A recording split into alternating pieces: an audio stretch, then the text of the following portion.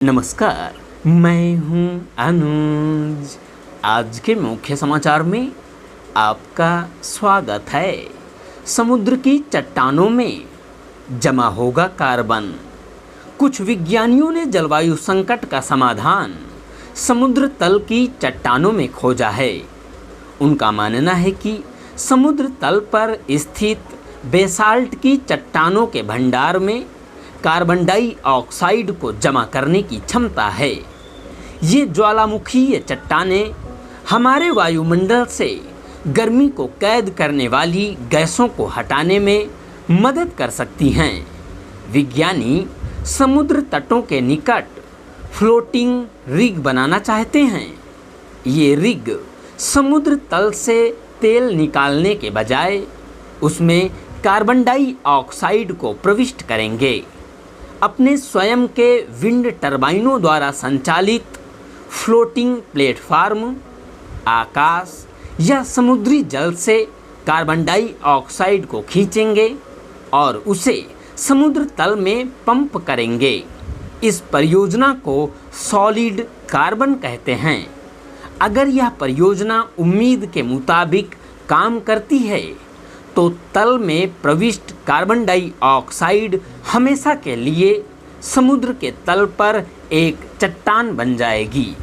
Project पर काम कर रहे कनाडा के विज्ञानियों ने कहा कि इससे कार्बन भंडारण बहुत टिकाऊ और सुरक्षित हो जाएगा। इस तकनीक से अन्य भंडारण तकनीकों की तरह हमें कार्बन के वायुमंडल में वापस लौटने और वैश्विक तापमान वृद्धि के बारे में चिंता करने की ज़रूरत नहीं होगी। दुनिया भर में बेसाल्ट चट्टानें पृथ्वी के समस्त जीवाश्म ईंधन से निकलने वाले कार्बन को स्थायी रूप से जमा कर सकती हैं। इस तरह की तकनीक को अपनाने का मतलब यह नहीं है कि जीवाश्म ईंधन को अंधाधुंध तरीके से जलाना सुरक्षित है।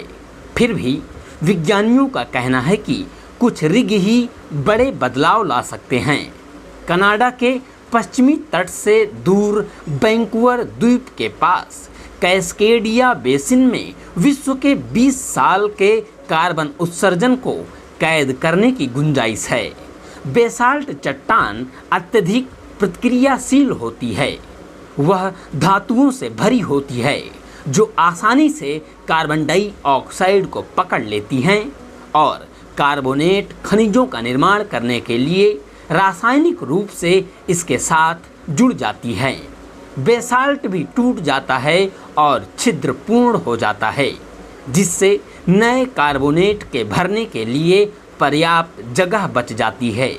इसके लिए पानी में कार्बन डाइऑक्साइड को घोला जाता है, फिर उसे भूमिगत बेसाल्ट चट्टान में इंजेक्ट किया जाता है।